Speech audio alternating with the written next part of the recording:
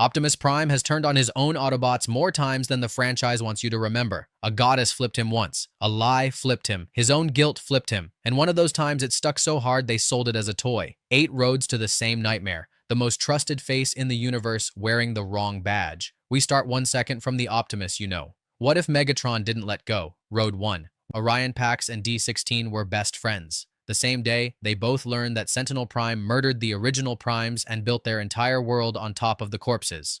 One betrayal split between 2 bots. The director literally called it Cain and Abel, so watch which brother becomes Cain. Orion takes a blast meant for Sentinel and drops toward the planet's core. D16 catches him, and you can actually see it happen. The blue draining out of his optics, red bleeding in. In the movie, he lets go. Change that one thing. He pulls Orion back up instead, and on the way up, he finishes the thought. You and me. No more Primes. And Orion, bleeding out in his brother's arms, says yes. Watch Orion's optics do the exact same thing. Remember that color. You're going to catch it on every road. Then the dominoes fall. No drop means he never reaches the core, never kneels before Primus, never earns the Matrix at all. Cybertron stays a dead world for good. The one bot whose entire purpose was to fall and come back better, never comes back. Primus waited a few million years for him. Awkward. The worst part is the catch itself. That grab was the last act of brotherhood in the whole film, and we just turned it into the first act of the war. 2 brothers, 2 red stares, and not one Autobot left alive to even say the word Prime. That's Optimus almost choosing it on his own in a single second. The next time, the franchise didn't leave it to a choice. It strapped him down and rewrote his head. What if the brainwash stuck? Road 2. You have already seen evil Optimus on a movie screen. The studio just lost its nerve and undid it 10 minutes later. In The Last Night, Optimus drifts into the wreckage of a traveling Cybertron and meets Quintessa, the great deceiver, who claims she's the one who built him. She chains him down, scars his face, and reprograms him into Nemesis Prime. Blue optics, then purple. There it is again. Watch how the movie gets him back. Bumblebee finds his real voice for the first time in his life, and the sound of it snaps Optimus awake. So keep Bumblebee in the scene. Let him show up. Let him find his voice. Let him say the words. This time, Optimus looks down at the kid he half-raised and kills him anyway. The first words that kid ever speaks are the last thing he ever gets to say. The sweetest reunion in the franchise, rewritten as its cruelest. And he isn't hesitating either. He's already cut down 2 Knights of Iacon just to get here. He hands Quintessa the staff himself. She uses it to drain the Earth, which is secretly the dormant body of Unicron, and Cybertron rebuilds itself by tearing our planet apart. The sting is in what she told him to get him there, that he was the one who destroyed Cybertron, not Megatron, him. So he does every bit of it believing it's how he atones. 5 movies of freedom is the right of all sentient beings, talked out of him by one space wizard in an afternoon. That took a goddess to make him a killer. The next one is worse, because you've been watching this Optimus kill for 15 years and calling it heroism. What if you just admitted he's already like this? Road 3. I'm about to say the thing the comments will hate. The Decepticon version of Optimus has been on your screen for 15 years, and you clapped for him. Forget the brainwashing. Forget the goddess. Just look at what good Optimus already does on a normal day. He decapitates Bone Crusher. He blasts Demolisher through the head. He rips Grindor's head apart on a pair of hooks. He tears out Shockwave's eye and his throat. He takes an axe to Megatron's head. And he executes a downed, beaten Sentinel Prime with a shot to the back. So here's the twist. There is no twist. We don't rewrite this version. We don't brainwash him. We don't kill him. We don't strand anybody. We take this exact bot, with the same kills and temper and speeches, and we paint the badge purple. That's the whole edit. In Dark of the Moon, he lets the Decepticons level Chicago to teach humanity a lesson, then promises to kill them all. In Age of Extinction, he turns on Cade, the man whose family he's sworn to protect, and demands to know how many more of his kind have to die to atone for a human's mistakes. His optics stayed Autobot blue through every second of it. He never needed to turn. The capacity was always switched on. We just kept calling it heroism. Freedom is the right of all sentient beings, and we will kill them all. Same mouth, 2 movies apart. Character development, that's the version you already cheered for. The scariest one isn't in a movie at all. It's on a shelf right now and the ink is still wet. What if Megatron's arm finished the job? Road 4 isn't a hypothetical. It's happening right now in the comics, and I'm not flipping anything for this one. I'm just telling you what's on the page. Optimus loses an arm in battle. The only replacement lying around is Megatron's, the severed cannon arm left over from the crash that started the whole war. He bolts it on. So now Optimus Prime is walking around with his worst enemy grafted to his own body, and it starts working on him. In the middle of a fight, a memory surfaces. Optimus cradling a human baby, little Spike, safe in his hands.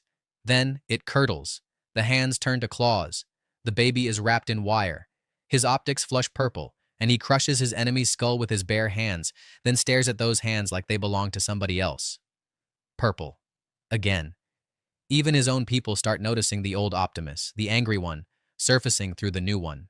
Eventually, the arm stops waiting for permission. It moves on its own, swings toward his own allies, and he has to order the Autobots to cut it off him. He held the line. Barely. This is the closest the character has ever come to falling, and the thing dragging him toward the edge isn't a goddess or a lie this time. It's Megatron, wired directly into his arm, whispering up through the metal. That's the newest Optimus, one bad arm from the edge. Now go all the way back to the very first time the franchise broke him, 40 years ago, with the holiest thing he owns. What if the Matrix poured out hate? Road 5 works two ways because the original cartoon already broke him twice, and we're going to use both. The first time, the Quintessence dragged his corpse back from the dead and puppeted it, sending a dead Optimus to lead the entire Autobot fleet straight into a trap. The second time, a plague swept the galaxy, a red infection of pure, mindless rage that turned Autobots, Decepticons, humans, and whole worlds against each other. In the show, Optimus is the cure. He opens the Matrix, lets out the accumulated wisdom of the Primes, and ends it. One detail makes the whole nightmare work. He is one of only 3 beings in the entire galaxy the plague cannot touch. So fuse the two. Don't reanimate him as a puppet. Make him Patient Zero, the one bot carrying the Matrix, the one bot the entire universe would follow off a cliff. Now he's the carrier. He opens the Matrix, and instead of wisdom, it pumps that rage straight into everyone who trusted him enough to stand close. Light our darkest hour, running in reverse. The holiest object in the franchise becomes the most efficient way ever built to poison a galaxy precisely because everyone wants to be near it. Blue, then dead gray, then plague red. The whole color wheel of one very bad day. 40 years of stories about that Matrix, and nobody ever asked the obvious question, what happens the day the bot holding it stops being kind? That road had to kill him first and poison the relic. The next one never lays a finger on him. It just reminds him of someone he already left to die. What if his guilt finally cashed in? Road 6. Forget which cartoon this is for a second because this Optimus already did the unforgivable thing on his own before the war even started. Back at the academy, 3 cadets go digging on a world crawling with giant spiders. Optimus, his rival Sentinel, and a bot named Elita-1. The cave collapses. The spiders come, and Optimus gets exactly one choice: go back for her or save himself. He saves himself. Elita lives, but the venom rewrites her into a techno-organic monster called Black Arachnia, and she walks straight into the Decepticons on nothing but betrayal. Optimus takes the blame for losing her, washes out of the academy, and spends years hauling space garbage with her ghost-riding shotgun.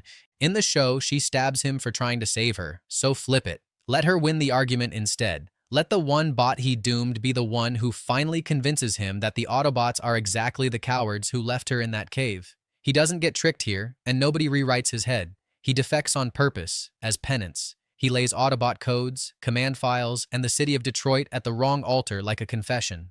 Sari Sumdak gets captured. His own crew spends the war running from the bot who used to guard their backs. He left one person behind to save himself once, and it ate at him for centuries. Now imagine what he'd hand over to make that feeling stop. The guilt that made him the most decent bot in the room is the exact handle you grab to drag him under. His optics don't even flash red for this one. The blue just goes dull, like something quietly switched off behind them. That road needed an old wound to press on. The one that actually hurts needs no wound at all, just a clean memory and a smile. What if Orion never got his memory back? Road 7. After the battle with Unicron, Optimus loses every memory of ever being a Prime. He reverts all the way down to Orion Pax, a mild archivist with no memory of the war and no idea what his old friend Megatron became.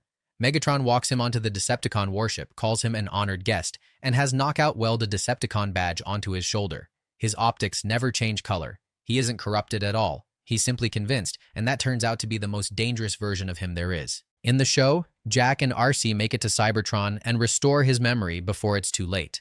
This time, they don't make it.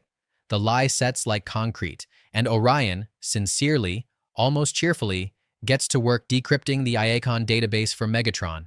the map to every Cybertronian weapon ever buried on Earth. He hands them over one by one, smiling, certain he's the hero of the story, the single greatest mind on the planet, gift-wrapping the war for the enemy. And here's the part that should sit with you.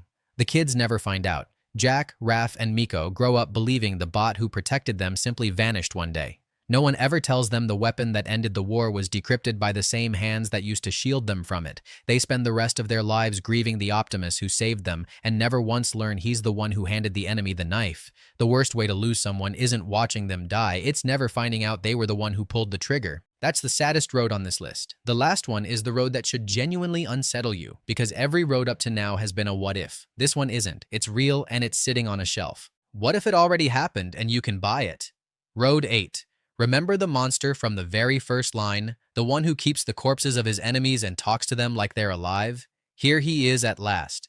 There's a corner of this franchise called Shattered Glass, a mirror universe where everything runs backwards. The Autobots are the tyrants, the Decepticons are the ones fighting to be free, and the noble leader risking everything to save his people is Megatron. The monster hunting him is Optimus Prime. There's nothing for us to flip here because it's already on the page. Before the war, he was Optronics, a librarian obsessed with a single question: the meaning of life.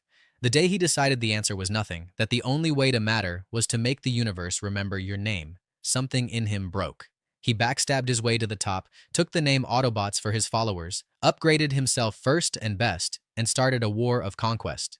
Then comes the kill list, and every word of it is canon. He tore the face off Ultra Magnus, his own brother, over a failed coup. He killed Drench, the commander of his own elite unit, out of plain paranoia. He forced a bot named Cliffjumper to watch an execution, gunned him down for objecting, and dumped the body in a radiation zone.